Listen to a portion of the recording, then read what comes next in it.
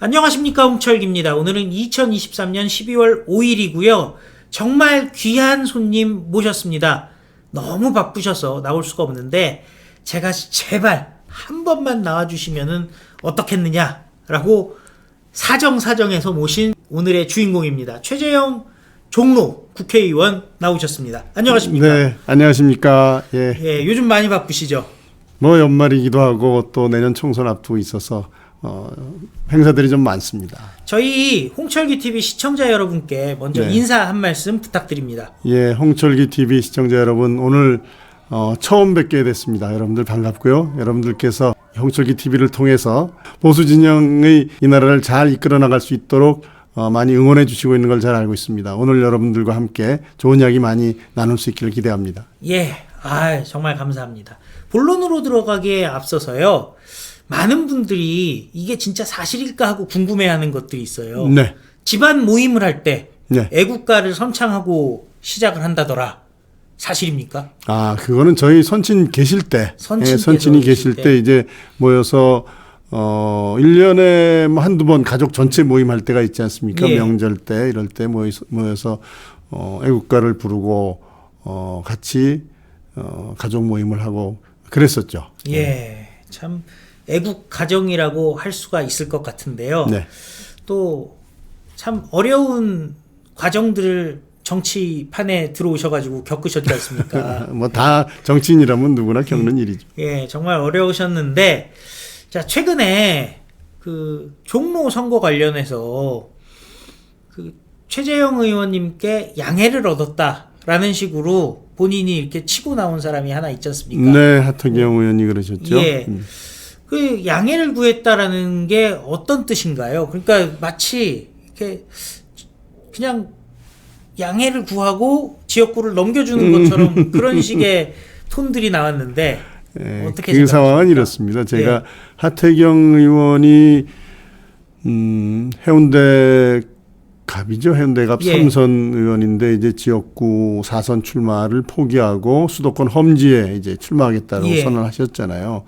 그리고 나서 좀 시간이 흐른 다음에 제가 하 의원한테 이제 뭐 식사를 한번 하자 그랬습니다. 와서 먼저 이제 식사를 그럼요. 청하신 거예요? 식사 한번 하자. 와서 고생하는데 식사 한번 합시다. 이제 그래서 식사하면서 이야기를 나누다가 제가 이제는 수도권 험지 출마한다고 올라왔는데 어디 좀 생각해 둔 데가 있냐. 이제는 좀 뭐 마음으로라도 좀 정해야 될 때가 되지 않았냐라고 물었더니 서울 종로 출마하겠다는 거예요. 그러니까 결심했다고. 그 자리가 네. 최재형 의원이 상대방을 초대한 하태경 의원을 초대한 그렇죠. 제가 한번 밥 한번 먹자고 제안을 했고 하 의원도 그 자리에서 그런 얘기를 꺼냈다는 거죠. 그렇죠. 아마 하 의원도 저를 만나서 그런 얘기를 하고 싶었을지 몰라요. 그러니까 그렇지 않아도 만나서 이야기를 하려고 했습니다. 그러면서 종로 출마하기로 했다고 말씀을 하시더라고요. 그래서 제가 뭐 그러냐라고 뭐 특별히 뭐 다른 말씀을 안 드렸어요. 그랬더니 이제 하 의원께서 이제 제 반응이 좀 약간 좀 의외였던 거라고 생각하신 것 같아요. 그래서 제가 혹시 이제 종로 출마 여부가 아직 결정되지 않은, 종로 출마 여부를 결정하지 않은 상태에서 저랑 상의를 한다고 하면은 뭐 여러 가지 말씀드릴 게 많은데 이미 결심을 하고 나한테 얘기를 한 상황에서 뭐 더 무슨 말씀을 더 드리겠느냐. 요 정도 말씀을 드렸고요. 그걸 아마 이제 하 의원께서는 뭐 양해라고 그걸 이제 뭐 표현을 하셨는데 많은 분들이 이제 양해라는 표현을 양보라고 이제 그 생각을 하시고 이해할 수가 있죠. 지역구의 이제 당원들이나 지역구민들이 저한테 막 화를 내시는 거 양보하면 어떡하냐. 그래서 그렇죠. 제가 양보한 게 아니라 그 당시 상황이 이렇게 됐었다라는 걸 설명을 드렸죠. 그러니까 양해라는 표현이 약간 좀 애매한 표현이긴 합니다. 예. 그러니까 여러분들 절대 오해하시면 안 돼요. 포기한 것도 아니고 양보한 것도 아니고 그냥 무슨 얘기인지 먹었다. 요 정도 수준인 거죠. 그렇죠. 뭐 본인이 이제 출마하기로 결심했는데 그걸 제가 거기서 뭐 화를 내거나 말릴 수 있는 상황은 아니죠. 뭐 자유에 뭐 출마하는 건 본인이 뭐 자유니까요. 그런데 그 후에 언론 플레이들이 솔직히 제가 뭐 말 세게 해서 죄송합니다만은 언론 플레이들이 좀 있는 게 아니냐라는 얘기들이 나오고 있는 게 네. 오늘도 그 유승민 전 의원이 종로에 무소속으로 그 출마하게 되면은 본인이랑 아름다운 경쟁을 할 수 있다 뭐 이런 얘기를 하고 있는데 아직 예선도 치르지 않은 상황에서 본인이 본선에 나간 것처럼 지금 그냥 기정사실화된 것처럼 얘기하고 있거든요. 그런 부분들에 대해서는 원래 여의도에서는 그런 식으로 행동하나요? 정치인들이 뭐 자기를 선전하기 위한 하나의 뭐 방편이라고 생각합니다. 저는 사실은 그런 게 익숙지 않습니다. 예. 그런 방식이 익숙지 않은데 정치인들이 또 뭐 자기가 살아남으려면 여러 가지 언론 플레이를 하겠죠. 자, 그러면은 역시 핵심은 종로에서의 경쟁력일 것 같은데 네. 제가 일부 댓글들을 봤더니 나는 종로에 사는데 최재형 의원이 지역 관리를 어떻게 하는지 잘 모르겠다 궁금해하시는 분들이 있단 말이죠. 네. 지금 지역에 대한 관리 그리고 지역의 민심에 대해서 좀 설명을 해주시죠. 제가 작년 3월이죠. 작년 3월에 이제 갑자기 공천을 받고 보궐선거에 출마를 했습니다. 그 당시 우리 당의 상황을 보면 종로구 당협의 상황을 보면 한 10년 사고당부였어요. 예. 그러니까 당협위원장이 없는 상태로 한 10년 정도 있었기 때문에 당 조직이 뭐 거의 다 와해된 상태였죠. 물론 제가 가기 전에 한 6개월 전쯤 지금 이제 구청장으로 하고 있는 정문원 전 의원이 당협을 맡아서 이제 추스리고 있는 상황이었지만 예. 뭐 거의 뭐 아직 완전히 복원한 상태는 아니었고 그런 상황에서 제가 당 조직을 인수받았습니다. 그래서 보궐선거는 대선과 이제 함께 치르는 선거이기 때문에 뭐 고생은 했지만 그래도 큰 차이로 제가 승리할 수 있었고요. 압도적으로 승리했죠. 네.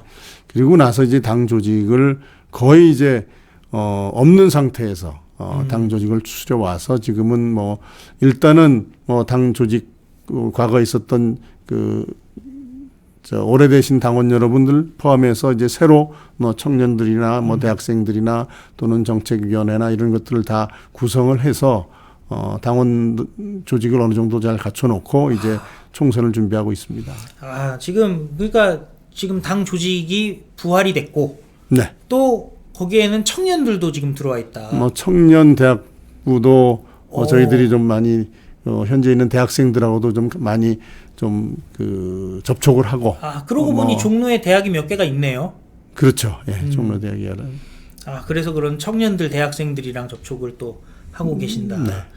그 친구들이 만약에 지방에서 올라온 친구들이라면은 그 지역의 주소를 바꿔가지고 최재형 의원을 지원했으면 참 좋겠다는 생각이 드는데. 뭐 현재 기숙사에 들어가는 학생들은 아마 주민등록을 이전한 학생들이 많을 거고요. 현재 아마 하숙하거나 뭐 들어오는 학생들도 이제 소위 말하면은 세입자 보호 문제 때문에 주민등록을 이전한 학생들이 꽤 있는 걸로 알고 있습니다. 예. 정말 청년들이 또 원래 좋아하시잖아요. 지난번에 보니까 그 행사에 청년들도 많이 오셨던데. 네, 뭐 청년들한테 그렇게 뭐 나쁜 평은 안 받는 것 같습니다. 예, 그러니까요. 왜냐면 나이는 제가 있음에도 불구하고 나이가 있으신가요? 꼰대 뭐 의원이라는 취급은 안 받는 것 같습니다. 사실 저는 이게 예전에 염색을 하고 나시고 나서 네. 딱 느낌이 머리 색깔만 염색이 되니까 나이를 가늠을 못 하겠더라고요. 제가 형이라고 부르고 싶습니다. 예, 뭐 그 정도 된다고 생각하시죠. 예. 예. 제가 46이거든요. 네, 예. 참 형님이라고 부르면 안 되지만 그런 형님으로 부르고 싶을 정도의 외모를 갖고 계셨다. 외모뿐만 아니라 심정적으로. 마음도. 예. 그런데 여기서 또 중요한 게 있습니다. 자, 이렇게 해서 어렵게 당협을 재구축을 했고요. 그리고서는 이제 저쪽에서는 임종석이 나온다. 뭐 이런 저런 얘기들이 나오고 있지 않습니까? 네. 자, 임종석이랑 비교해서 내가 이거는 확실히 이길 수 있다.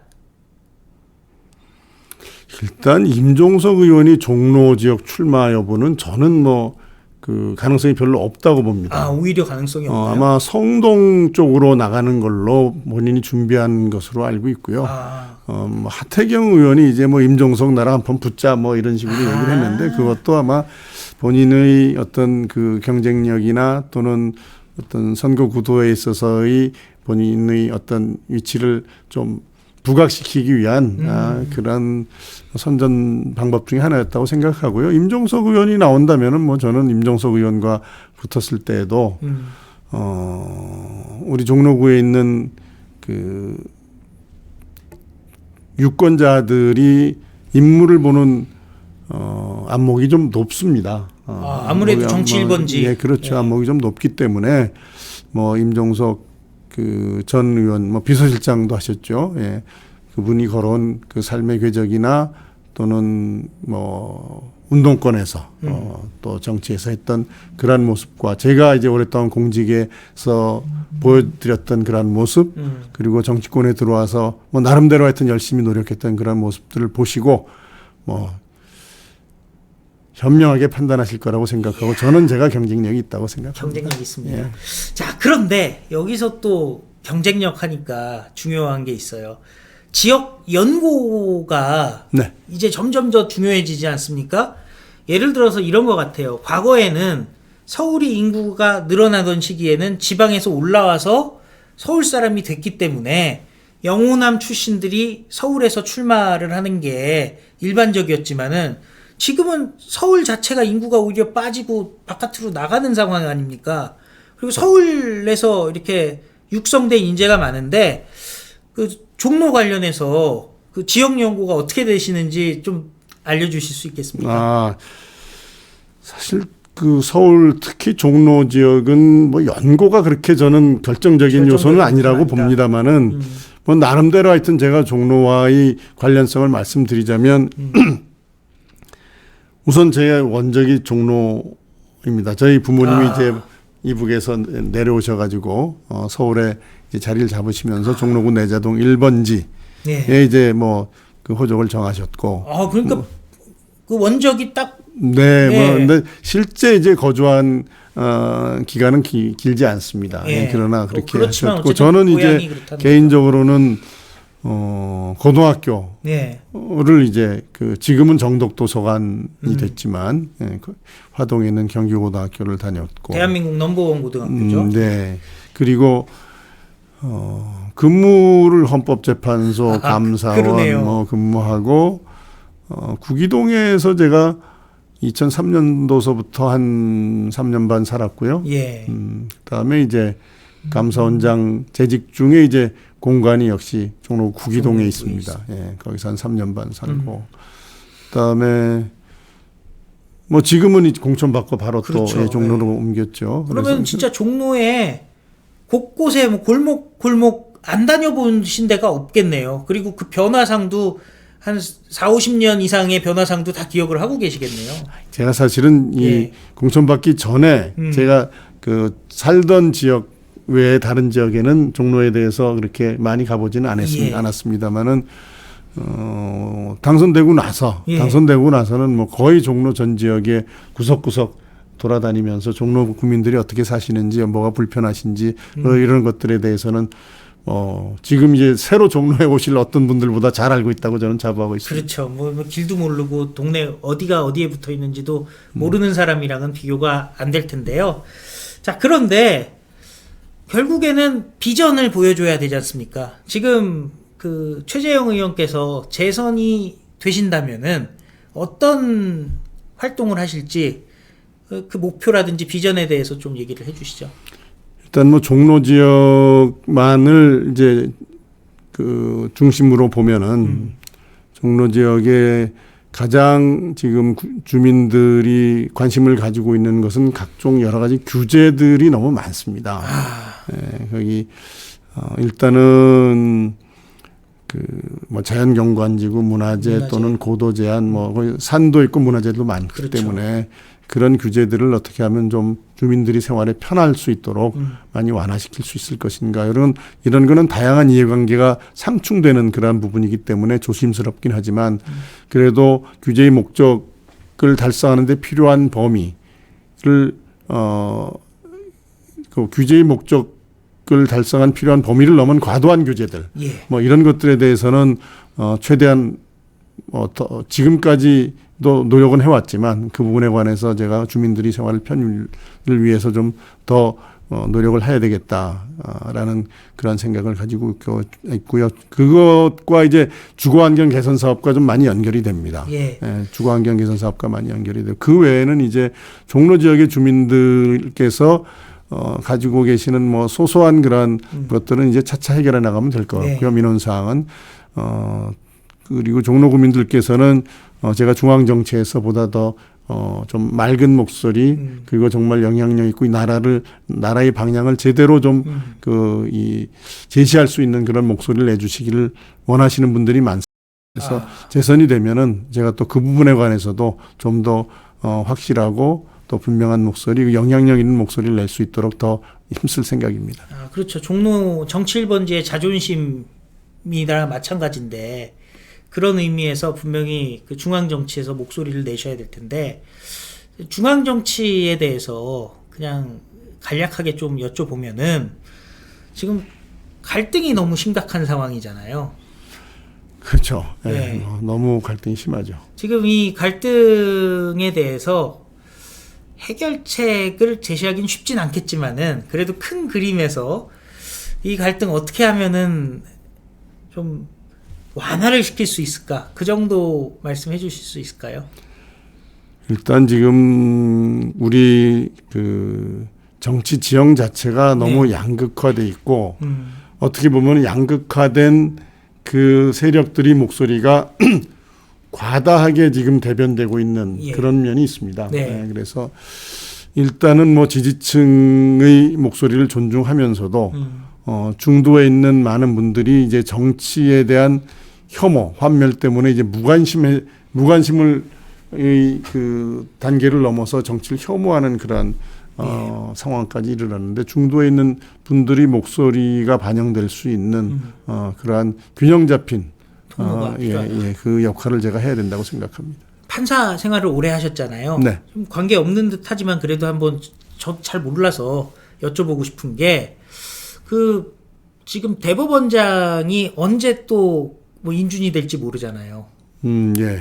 국회에서 해줄지 어쩔지 이렇게 그 시스템으로 돌아가는 재판부에 별 문제가 없을까요? 아니면은 빨리 대법원장을 어쨌든 임명을 해야지 정상화 될까요?